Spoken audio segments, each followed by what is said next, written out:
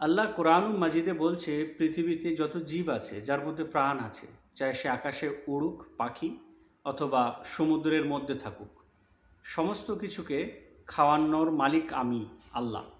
আল্লাহ পৃথিবীর শুরু লগ্ন থেকে নিয়ে এই পর্যন্ত খাইয়ে আসছেন এবং এখন থেকে নিয়ে কিয়ামত পর্যন্ত পৃথিবীর শেষ পর্যন্ত আল্লাহই খাওয়াবেন। খাওয়ানোর মালিক একমাত্র শুধুমাত্র আল্লাহ। আপনার নসিবে যা আছে অর্থাৎ আপনার ভাগ্যে যা আছে তা আপনার হবেই, তা যদি থাকে পাহাড়ের নিচে দাবানো। আর যা আপনার না, তা যদি আপনার দুই ঠোঁটের মাঝখানে থাকে তথাপিও তা আপনার হবে না। এখন আমরা যারা পৃথিবীতে থাকি, আমরা পৃথিবীতে মানুষেরা ইনকাম করি দুই ভাগে। একটি ভাগ হচ্ছে অসৎ পথ, হারামের পথ, আরেকটি পথ হচ্ছে সৎ পথ, হালালের পথ। আচ্ছা, আমার নসিবে যা আছে, আমার ভাগ্যে যা আছে তা আমি পাবই, এটা তো সিলেক্ট। অর্থাৎ আমি যদি সেই পথ অবলম্বন করি হারামের, অসতের, সেটাই পাবো যেটা আমার নসিবে লেখা আছে। আর আমি যদি সেটা সৎ পথ অবলম্বন করি, হালালের পথ অবলম্বন করি, তথাপি আমি তাই পাবো যা আমার নসিবে লেখা আছে। শুধুমাত্র এটা একটি পরীক্ষা, আর কিছুই নয়। কোন পথ অবলম্বন করে আপনার ভাগ্যের কাছে পৌঁছাবেন, এটাই হচ্ছে পরীক্ষা, আর কিছুই নয়। অসৎ পথ প্রথমে খুব মজাদার, প্রথমে খুব সফলতা চোখে পড়ে। অসৎ পথের প্রথমে খুবই সুন্দর লাগে, মনে হয় না এইটাই ঠিকঠাক।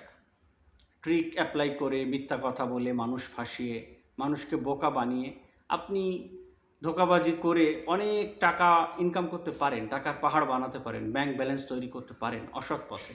কিন্তু এই অসৎ পথটা স্থায়ী নয়, এই অসৎ পথটা স্ট্রং না, শক্ত না, যখন তখন ভেঙে চুরমার হয়ে যেতে পারে। আর এটা যায়ও, অধিকাংশ ক্ষেত্রে তাই। অসৎ পথের শেষটা, ভোরটা সুন্দর হয় না। কিন্তু সৎ পথ প্রথমে অনেক কষ্ট, দুঃখ, স্ট্রাগেল, অসফলতা, ব্যর্থতা, কিন্তু দিন শেষে ভোরটা, সতের ভোরটা সত্যি অনেক সুন্দর। এর সফলতাটা সফলতা, কিন্তু অসতের সফলতাটা সফলতা নয়। অসতের সফলতাটা অনেকটা খেলাঘরের মতো, কখন যে ভেঙে যাবে কিছুই বলা যায় না। একটি বৃদ্ধা একটি কুয়ার মধ্যে পড়ে গেল। ৫-৬ ঘন্টা হাবুডুবু খাওয়ার পরে মানুষেরা তাকে দেখে উপরে তুলে আনলো। তো সে ৫-৬ ঘন্টা কুয়ার ভিতরে হাবুডুবু খাওয়ার ফলে কাঁপছিল, ক্লান্ত। তো তাকে এক গ্লাস গরম দুধ দেওয়া হলো। গরম দুধ খাওয়ানোর পরে তাকে জিজ্ঞাসা করা হলো যে তুমি নিচেই পড়লে কি করে।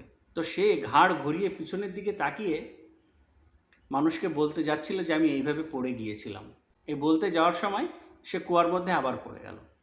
পড়ে গিয়ে এবার পড়ার সাথে সাথে সে মারা গেল। তো এই ঘটনার কেউ কেউ এই অর্থ বের করেছেন যে আসলে ওর নসিবে, ওর ভাগ্যে এক গ্লাস দুধ বাকি ছিল, যেটা ৫-৬ ঘন্টা হাবুডুবু খাওয়ার পরেও মরেনি, কিন্তু উপরে এসে খাওয়ার জন্য উপরে এসেছিল। এখান থেকে আপনি কি মনে করেন? যা আপনার নসিবে আছে, যা আপনার ভাগ্যে আছে তা আপনি পাবেনই পাবেন, এটা সিলেক্টেড। এটা নিয়ে এত বেশি অসৎ পথ অবলম্বন করার দরকার নেই। অসৎ পথে আপনি সেটাই পাবেন যেটা আপনি সৎ পথ হলেও পেতেন, কারণ ওটা তো আপনার সিলেক্ট, নসিবে। এখন রইল বাকি পৃথিবীতে আমরা যারা এসছি, আমাদের অসৎ পথ দিয়ে যে টাকা পয়সা, আমরা যারা পৃথিবীতে টাকা পয়সা অসৎ পথে অবলম্বন করি, এই অসৎ পথের শেষটা এই জন্য খারাপ।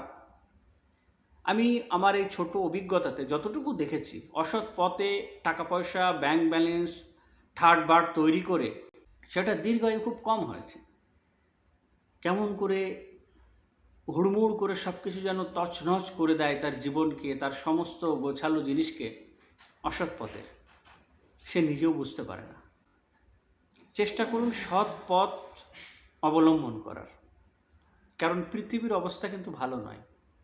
বর্তমান ডাক্তার ধর্ষক, বর্তমান শিক্ষক দুর্নীতিগ্রস্ততে আক্রান্ত, আর ছাত্ররা যারা আগামী পৃথিবীর ভবিষ্যৎ, সেই ভবিষ্যৎ এখন মার্ডারার।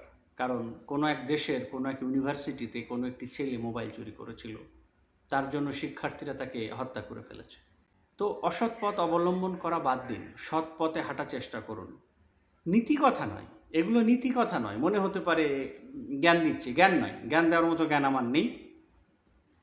এগুলো আপনার ভালো, এগুলো আমার ভালো। এই পথ অবলম্বন করলে সুখী জীবনযাপন করতে পারবেন। টাকা পয়সা থাকলে কিন্তু সুখী হওয়া যায় না, এটা জানেন তো? টাকা পয়সা থাকলে কিন্তু সুখী হওয়া যায় না। আমি যেটা বলছি, সৎ পথ অবলম্বন করুন, সেখানে আপনার কপালে যা আছে সেটা আপনি পাবেন। যখন সিলেক্ট, আপনি সুখী হবেন। আর অসৎ পথে প্রচুর টাকা ইনকাম করবেন, অনেক কিছু থাকবে আশেপাশে, এর মধ্যে একটা নেই নেই ভাব হবে, একটি ভয় ভয় ভাব হবে, কিছু অনুভব করতে পারবেন না।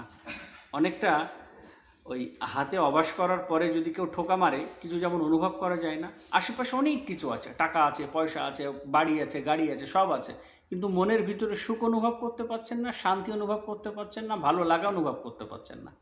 কারণ আপনি যে টাকা ইনকাম করেছেন এটা হচ্ছে অসৎ, আর এই টাকাতে বারাকা নেই।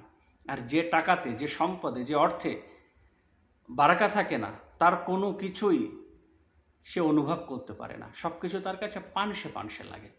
নিজেদের ইনকামের প্রতি, নিজেদের জীবনের প্রতি সততা আনুন, দেখবেন জীবন সুন্দর হবে, জীবন স্মুথ হবে।